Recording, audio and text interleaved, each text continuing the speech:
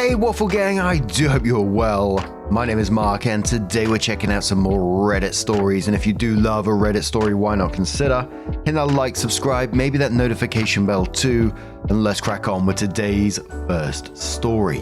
Much love guys. Now today's first story is from the Today I Messed Up subreddit, and it says today it's fucked up by knocking on my girlfriend's door.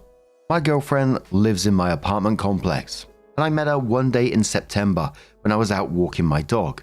We ended up going on a date that same night and pretty much instantly hit it off and started hanging out with each other almost every day. We would spend whole days together on weekends and we did so many fun things together. I really enjoyed her company and started falling for her.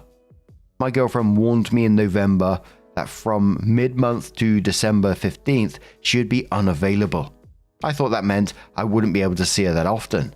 I didn't know that it meant communication from her would become almost non-existent. She stopped texting me the usual "I miss you" or saying "good night, handsome." It started going longer between texts.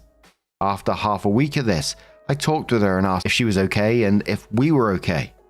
She explained that we were okay and she was just incredibly busy, and all she really has the capacity for is work and sleep, and maybe stopping to eat.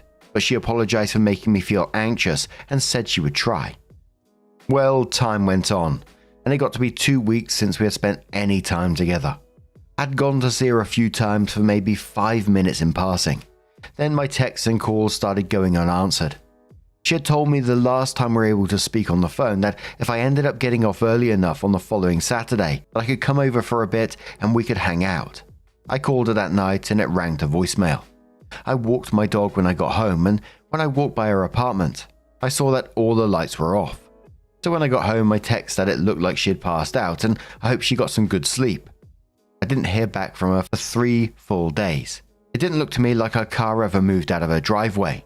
I never saw her lights on passing by her house. I started to get worried about her because I know she struggles with certain health issues, is super stressed and hates her job. It seems like she suffers from symptoms of depression. So I text her just saying I wanted to check on her, and it makes me feel worried when I don't hear back from her for this long from her. I still didn't hear anything that day. By the following day, I was extremely worried about her. I couldn't think about anything else. I reached out to her best friend and asked when the last time she heard from her was. She told me it was the prior week. I expressed my worry and said I wanted to give her space, but that I was getting worried and I was thinking about going to check on her. A friend told me that 4 days is plenty of space and that I should go check on her. I went home on my lunch break and I walked over to her house. My anxiety was in my throat. It was still dark in her house from what I could see. Her blinds were all closed. I knocked on the front door. No answer. I rang the doorbell. No answer. I knocked again, a bit harder. No answer. I rang the doorbell again. No answer. I knocked hard enough that I felt like she'd be able to hear it from the bedroom. No answer. I had my phone out with a text message up and I started seeing the typing bubble. "I'm on a fucking client call. Stop knocking." I immediately left. I sent a text message saying sorry. I was just really worried about her. I thought more and added a little later on that I realized I went overboard with the knocking and I was really sorry. It went another full day and I didn't hear back. I talked to my father who said it doesn't seem like she is communicating, treating you very well. I told him I just wanted to talk to her and I had half a mind to go knock on her door now at night just to talk with her and let her know what is going on in my mind. But I was worried about looking crazy or ruining things further. He asked me how much would change from how things have been going. At least if I did this and I could talk with her, I would have an answer. So I wrote a text telling her I was going to stop by him for 5 minutes just to chat for a bit and that this was really important that we talked. I went over and rang the doorbell. No answer. So I went home and wrote a text telling her how much I liked her and how this whole situation was making me feel. How I was feeling like I was being ignored and being treated less than. How I needed some communication. How a single text every once in a while would go such a long way. I told her this wasn't a "you need to call me tonight or it's over," but that I needed to hear from her. I woke up the following morning to see she had sent me a long text around 4 a.m. telling me how busy she's been, which I knew. How she has barely had any capacity to even get to her desk. That she has been working 14 hours a day and just crashing, telling me that she had already told me she'd be unavailable. She said coming to her door while she was working and banging on it was incredibly uncalled for. She said her car had clearly been moved. She said that me doing that while I knew she'd be unavailable and she was at work. She worked from home during work hours is a hard line for her. I didn't know that unavailable meant zero contact or being able to see her at all. But regardless, in one fell swoop, I ended my relationship with someone I cared about deeply. All because I couldn't get a grip on my anxiety and be patient. To me, it just felt like she was using this as an excuse, as some sort of shitty way to end your relationship. Yeah, and don't get it's awful. It's an awful way to end a relationship. And this isn't about your anxiety. It's just basic human decency. If you're dating someone and you live literally a walking distance away, going completely dark for days isn't being unavailable. It's being dismissive and disrespectful. And I don't blame you for knocking on her door either, because you was concerned for her safety. A friend hadn't heard from her. You hadn't heard from her. You know there was some issues going on in the background. Of course you're going to be concerned for someone that you care about. And I failed to believe that they couldn't find 10 seconds. That's all it takes to send a quick text message just saying, yeah, I'm okay, we'll talk later, or send a message later of some sort. It's not difficult.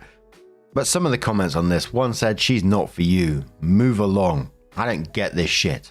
Another said, I don't care how busy someone is. If they can't take 30 seconds to be like, I'm sorry, I'm swamped, talk later, then you're nowhere on their list of priorities.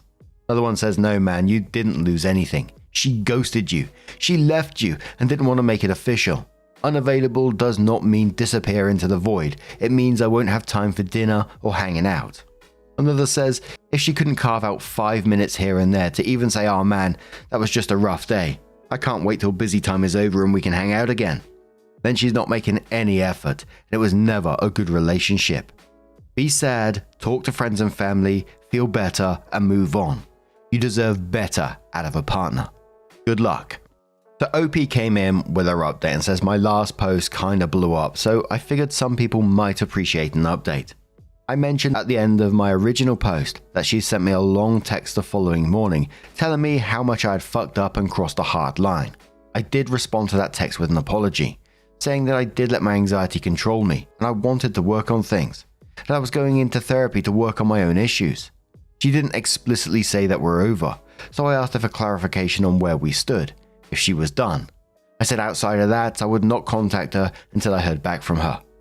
As of today, it's been 12 days. She has not responded to me at all. The last 12 days have been horrible for my mental well-being. I decided yesterday to just move on and give myself my own closure. I realized a lot of important things through this experience. I realized that I didn't do anything wrong. Unavailable does not mean you disappear and drop off the earth for days at a time, ignoring the outside world. I did nothing wrong by going to check on her. I did what I did out of love, caring, and worry. I did what I would hope a partner would do for me. No one is too busy to text a single time in 4 days. I realized that I need to take care of myself and assert my own boundaries. I learned some important needs and expectations I have of relationships. I learned about my own codependent and anxious tendencies that I need to work on. I realized there were a lot of red flags about this woman that I was ignoring. In the past 12 days, I've taken up meditation, journaling, daily practice of gratitude. I've gotten into therapy and back into the gym. I've talked with her best friend again, who hasn't heard from her in about as long as I have. The silence isn't personal to just me, which did make me feel a little better at one point. However, now I'm still upset. I'm mad at the way I've been treated throughout the whole process. I know this is an extremely busy time for her, and I know she's struggling, but I still have needs, and she decided to be my girlfriend.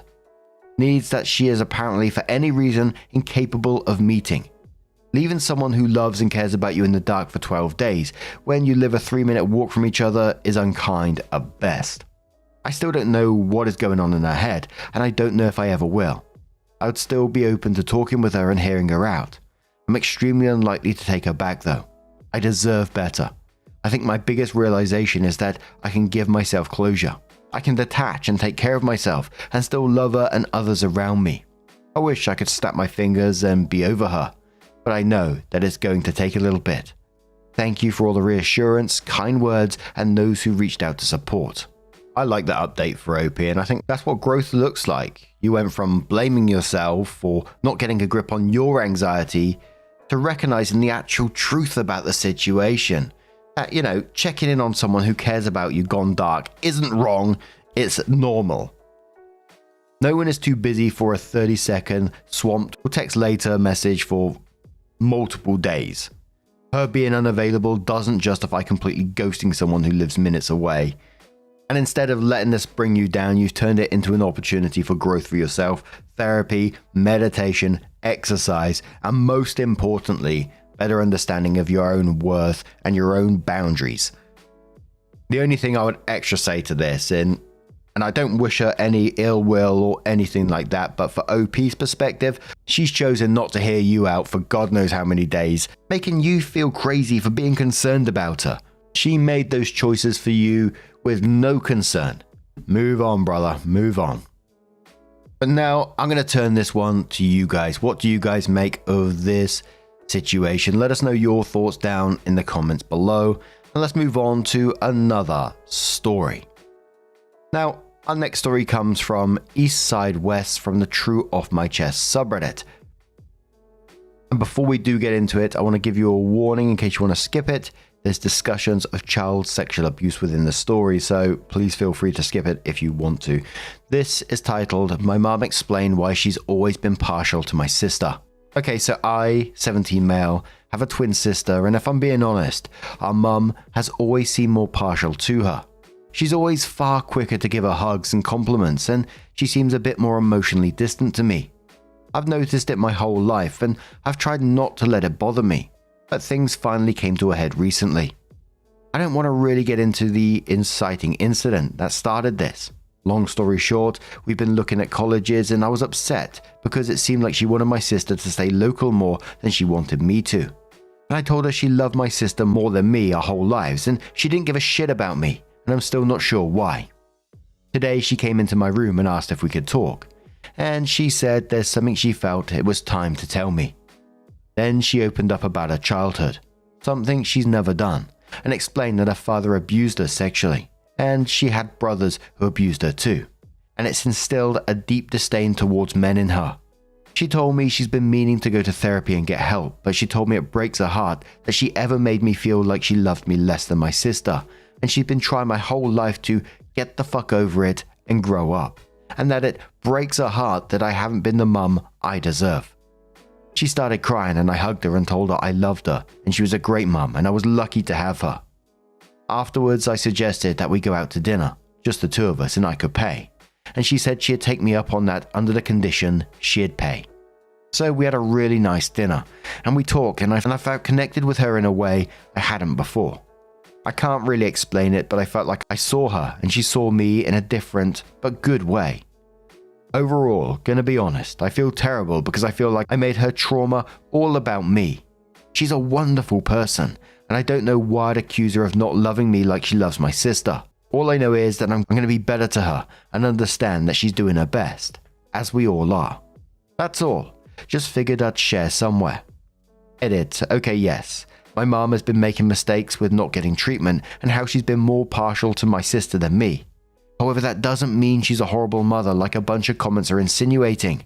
She's a human being in pain, and she was able to admit when she did something wrong. And just so everyone knows, she did make some calls and has an intake therapy appointment on Wednesday. If I make my mother sound like she hated me or was blatantly awful to me, she doesn't and she isn't. I love her and she loves me, and we're going to do better from now on. Consistent ad says COP, don't feel bad. You didn't know her history, but you had a right to talk with her about her behavior with you. Our fellow says, exactly, this is clearly a trauma response. Even if his is nowhere near the same level as his mum's, this is still a textbook example of generational trauma being passed down and hopefully healing. He was right to make his feelings known, and it seems like his mum is responding appropriately. Bitter Animator says she needed to be told since she clearly was blind to what he was, what she has and was doing to you. Hopefully you can now build a relationship. A month later, OP came in with her first update and said, so I made a post last month talking about how my mother opened up to me about why she's always seemed more partial to my sister. I was going to post an update 2 weeks ago. But the Reddit app crashed and I lost the post as I was close to finish with it, and I rage quit and lost the drive to write another one. That being said, thank you to some of the people commenting asking for an update. You helped bring the drive back. For those of you who hadn't read my original post, to make a long story short, my mother was sexually abused her whole childhood by almost every single one of the men in her life, including her father, older brothers, and some older students at school. These horrible experiences ended up instilling a deep disdain towards men inside of my mother, and my whole life I always felt like she connected with my sister more than me, and made more of an effort to connect with her than me, and I confronted her about it recently. Then for the first time she told me what had happened in her childhood to make her more partial to women, and I agreed to get therapy to help her with her problems. So before I get into my updates, a few things. First, people were asking about my father, and well, I've never met him. My mother has never told us about him aside from the fact that he left her to mother us all by herself at the last second. Like really, all by herself. We didn't have any family members we talked to.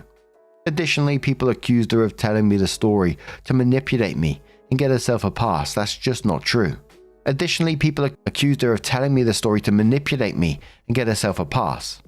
just not true. If you want to argue that she wasn't taking care of herself in the way she should have, then sure, you're not wrong. However, she's not abusive or shitty like that. She's just a person in pain. Now onto the update. She goes to therapy on Monday afternoons, and I've been going with her to her sessions, and we get dinner afterwards. To be honest, the main reason I started going with her is to make sure she goes, and that's been going well. She walked out one of the sessions crying this month, and that's just how it goes sometimes. I've also been seeing eye to eye with my mum in a way I'd never really have, and I've been getting along better with my sister, who she also ended up telling about her childhood. And my sister has been insanely compassionate towards both me and our mum, and sometimes will intentionally leave my mother and I alone so we can bond. And don't make any mistake, she's trying her damnedest to connect with me. She's been asking me questions about my hobbies and engaging in them with me, and I do believe she's a great mum. And I'll close this out with an uplifting story from a few nights ago. So my sister and I watched some TV together, and were up late, so we started heading to bed, but heard our mum in her bed crying. We looked at each other and neither of us knew why she was crying, but I know she's been in pain. So I went inside and without saying anything, lied down her bed next to her. She stopped crying and seemed surprised, but then my sister came into the room and also without saying a word, got into bed next to us. My mum started crying again, a good cry this time, and gave us both a hug and said, "I love you guys." And the three of us all went to sleep together. It genuinely made me feel like my sister and I were little kids again. Obviously, we had a lot less space than we did back then and were packed tightly together. But it was wonderful and reminded me of the old days when we'd all fall asleep together. Anyway, yeah, that's the update. Thank you to all the people who were commenting, asking me to post the update, and to anyone who left a supportive comment on my last post. It means a lot. Max Zaddy says to OP, "I'm glad to hear your mum is healing little by little. Just wanted to acknowledge how huge it is for her to not panic when you first went to cuddle with her. She was able to connect with you in a special way that she probably couldn't before."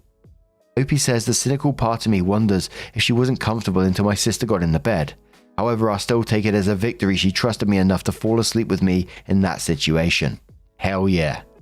Max Zaddy replied saying, "Your cynical part of your brain is valid and normal considering the past and her trauma, but she didn't try pushing you out or panic. It was definitely a victory. Sending everyone a hug." Speak of it says, "I'm happy for you, sister and mum. Let the healing begin. Did you decide on a college?" OP says, "I'm not smart enough for some of the big schools like my sister is. One of the reasons I thought my mum loved her more than me. And to be honest, I come to realize that goddamn community college is seriously underutilized. So I'm probably going to stay local. Also, a lot of the stuff I love relating to my hobbies is here, so that makes it a pretty appealing option." Speak of it quoted OP saying, "I'm not smart enough," and says, "Community college is a great opportunity. My child's grades through high school were average. They enrolled in community college. After 2 years, they decided school is cool. With 2 associate's degrees earned, they were accepted and enrolled into state college, close to home. Bachelor's degree acquired. Now, after applying for a master's program, they've been accepted by 13 different schools. So, you never know, OP. Please don't think that you're not smart enough. Some folks take a little longer to connect all the dots of life and receive what school offers. Also, good on you for sticking with your hobbies. Opie says one of the managers at my job told me if he could do it all over again, he'd go to community college, then transfer. It's so much cheaper too. 2 months later, Opie comes in with another update and says, so I figured I'd post another update. I've made posts about my mother who explained to me how she was sexually abused by all the men in her childhood, which is why she's always been partial to my twin sister. And you can just go to my post history to see the full story, because I don't particularly care to summarize it again. This one's not as happy. Ever since I first confronted her about it, I've had this sense of resentment towards her I've been trying to compartmentalize and deal with later, or at least in my own therapy sessions. As of late, it's been getting harder to ignore them, and over the weekend I lost my temper and yelled at her asking why she thought it was okay to wait so long to get help, and how she probably wouldn't have done anything if I didn't call her out for her bullshit. She heard me out and started crying, saying the only thing she can say is, I'm right, and I've always deserved a mum who would outwardly love me as much as my sister. And it breaks her heart I didn't get that mother, and all she can say is that she's sorry and hopes I can forgive her someday. I didn't say anything in return and just left the house. I haven't confronted her since, and I know she feels bad, and the shitty part of me feels good about that. But I know she needs all the support she can get, so it's just a shitty situation all round. This is probably above Reddit's pay grade, but I figured I'd post it anyway. One Amazing Day says, to me, this is a good sign and part of the grieving and healing process. Obviously, you're a kind person who understands intellectually that your mother was deeply traumatized. But on a personal level, as her child, of course you deserved better. And that emotion should not stay bottled up or create your own lifelong trauma. And I suspect your mum knows this, given that she responded by validating your point of view. She knows better than anyone that the pain you feel needs to be addressed somehow. And by talking about it and taking the time in between the angry moments to remind yourself and her that you do love her, but you still have a lot of conflicting feelings, you'll really get okay eventually. Don't hide how you feel. Nick says, have you had a chance to talk to someone about it? I think this is something you'll feel for a long time. If you don't talk to someone about it, it might affect other parts of your life. Opie says, yes, I'm seeing a therapist. 10 months later, Opie says, I was thinking today and randomly remembered a year ago, I, 18 male, posted about me telling my mum that she's obviously always loved my twin more than me. And then explaining how she grew up in a house with a father who regularly sexually assaulted and raped her, and she projected that disdain towards men onto me. Since then, my mother, my sister and I have been seeing our own individual therapists, and we've had several group sessions together. So today, my sister is away at college, and I stay local and go to community college. Something, I think I mentioned in my old post, was my mum was pushing me away to go to school and encourage my sister to stay local. Funny how that happens. Anyway, my sister is coming back home this week for the holidays, but I've honestly really enjoyed it here with my mum. She's been making an effort lately to engage with me, the things I'm passionate about, and I'm a big movie fan, so I've been showing her my favorite movies over the past few months. She's made an insane amount of progress as well, and I'm so proud of her. We have a wonderful relationship. It certainly wasn't always pretty over the past year, and even though the work isn't always easy, the payoff is certainly worth it. So yeah, we're doing a lot better than we were when I made the original post last year. Kaleidoscope says, this is fucking great news. I remember your old post. I'm glad everything is working out and that you're coming together as a loving family. Brooklyn Campbell says, glad to see some good coming out of tough conversations and actual effort put into healing. Lawn Mum says, this is a sweet update. Thank you for taking the time to help your mum feel more comfortable. Opie says, and I'm happy she took the time to understand she was hurting me. Team effort. Oh dear, those bloody onion ninjas again, they're lurking around, sod off. And I can't express enough the happiness it brought me to see them both healing in the way they did. You know, the situation isn't great. The way that Opie was treated growing up, you know, what mum went through and stuff. I can also understand her not getting that therapy when she was younger and up to that point. It's just so complex. People's feelings and thoughts are just so complex. Yeah, in an ideal world, she would have got that therapy, but I've seen this in real life. I know someone that was When I was younger, there was a big gang of us when we was younger, you know, and we mixed girls, boys. It didn't matter. We played with each other no matter what. And none of us really suspected anything. But when we grew up and we're all in our 20s, we found out that 2 or 3 of our friends were abused by an older guy when they were younger. Like when we all used to hang about together. And it's by a guy who's a few years older than the rest of us, but used to hang around the area with us and occasionally talk to us and stuff. And it's so it's so messed up because it's like none of us saw it apart from these poor girls that went through it. And one day it came out in a therapy session what had happened to them in their later years, you know, because they were traumatized by what happened to them. And then he got put away for 15 to 16 years, and the list of stuff, it's messed up. But I'm so glad in this story that they are healing in what's, I think, is the best way possible for them. And I really, really do wish them all the best moving forward. But now I'm going to turn this one to you guys. What do you guys make of this situation? Let us know your thoughts down in the comments below. And just a huge thank you for being here today, getting involved in the stories, your love, your support, your time. It always means the absolute world to me. So thank you so, so much. And hopefully I'll see you in the next one. Take care and much love.